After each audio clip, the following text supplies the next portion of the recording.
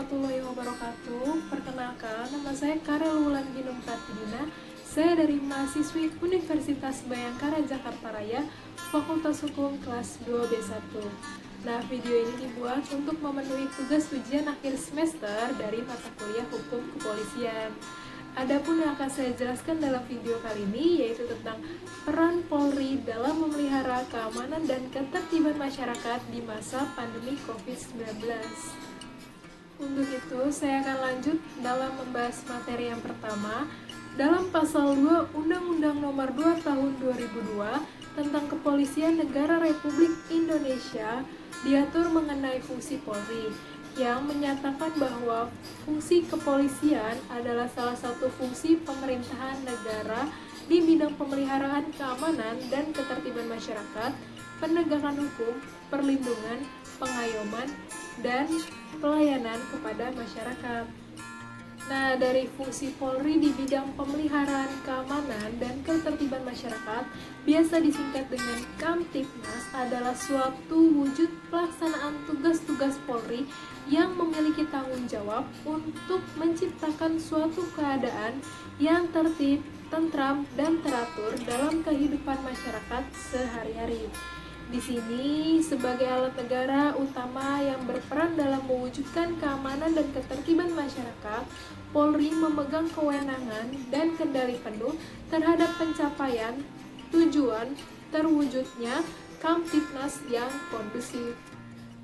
Istilah keamanan dalam konteks tugas dan fungsi Polri adalah keamanan dan ketertiban masyarakat, di mana istilah ini mengandung dua pengertian. Yang pertama, sebagai suatu kondisi dinamis masyarakat, sebagai salah satu prasyarat terselenggaranya pembangunan nasional sebagai tujuan nasional yang ditandai oleh terjaminnya keamanan, ketertiban, tegaknya hukum, serta terbinanya ketentraman. Sedangkan yang kedua, yakni keamanan sebagai kemampuan membina serta mengembangkan potensi dan ketentuan masyarakat dalam menangkal, mencegah, dan menanggulangi segala bentuk pelanggaran hukum dan bentuk-bentuk gangguan lainnya yang dapat meresahkan masyarakat. Nah, pada masa pandemi COVID-19 ini, peran Polri lebih ditekankan pada pengertian yang kedua karena adanya masa PSBB, di mana Polri mengemban fungsi penegakan hukum yang ditegaskan kembali melalui Maklumat Kapolri Nomor 2 Tahun 2020 tentang kepatuhan kebijakan pemerintah dalam penanganan virus corona. Maklumat tersebut merupakan inisiatif dari Polri dalam mendukung peraturan pemerintah Nomor 21 Tahun 2020 tentang PSBB dan peraturan Menteri Kesehatan Nomor 9 Tahun 2020.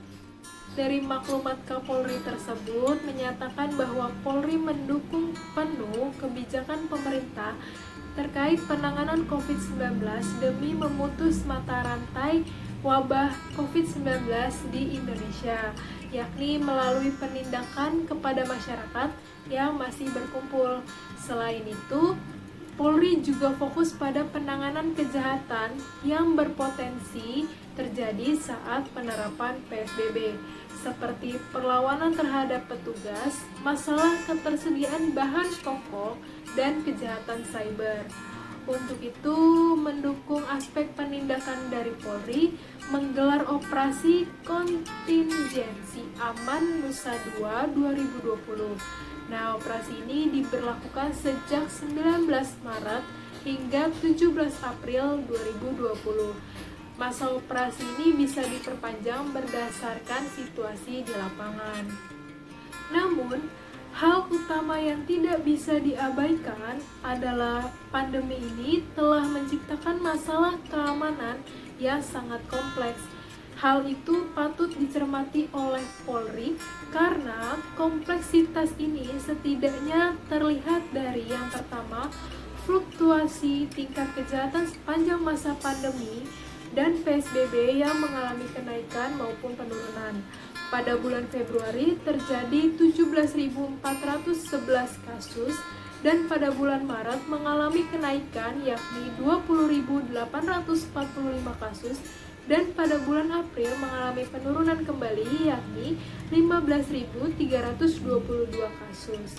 Walaupun secara kuantitas menurun, terdapat potensi kejahatan di beberapa sektor yang patut diwaspadai selama PSBB berlangsung, seperti kejahatan jalanan yakni penjambretan, pencurian, perampokan, dan lain sebagainya. Untuk yang kedua, yakni terjadinya perubahan pola kriminalitas di masa pandemi. Dalam studi Roberts menemukan bahwa terjadi bentuk-bentuk baru kriminalitas yang berevolusi sebagai pemanfaatan situasi selama masa pandemi COVID-19. Hal ini terkonfirmasi dari pandangan Polri bahwa kriminalitas yang terjadi sepanjang PSBB salah satunya disebabkan oleh masyarakat yang terdampak secara ekonomi di tengah pandemi COVID-19.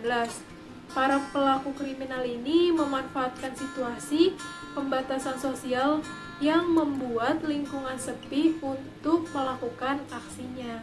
Selain itu, Polri perlu memperhitungkan kembali pola kriminalitas lainnya yang tidak hanya terjadi sepanjang PSBB, melainkan selama masa pandemi COVID-19.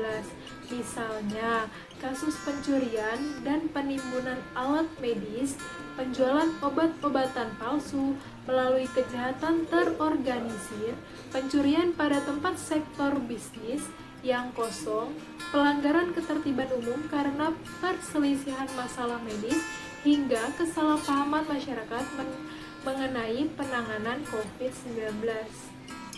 Untuk itu, dari kompleksitas ini perlu dicermati oleh Polri dalam menentukan prioritas tindakan penegakan hukum. Dalam studi Stone, ada 5 kategori utama yang dapat menjadi pilihan prioritas pada masa pandemi COVID-19.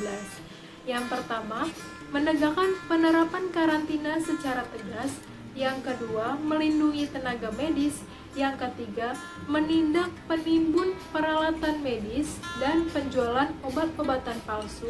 Yang keempat, mengawasi potensi hoax yang dapat memicu konflik sosial. Dan yang kelima, menangkap pelaku kriminal yang melakukan kejahatan jalanan. Dari kelima kategori ini, posisi kepolisian sangat penting dalam menyusun strategi untuk menghadapinya dan dalam menetapkan prioritas masalah yang akan ditangani. Selain tenaga medis, Polri juga dapat dikatakan sebagai garda terdepan dalam upaya pencegahan penyebaran COVID-19 ini. Untuk itu, peran Polri dalam memelihara keamanan dan ketertiban masyarakat di masa pandemi ini sangat penting demi terciptanya keamanan dan ketertiban masyarakat di masa pandemi COVID-19 ini. Dan untuk keberhasilan dari PSBB memang tergantung dari kesadaran dan kedisiplinan masyarakat. Namun, untuk memastikan keduanya berjalan, diperlukannya peran Polri di dalamnya untuk keberhasilan dari masa PSBB berlangsung.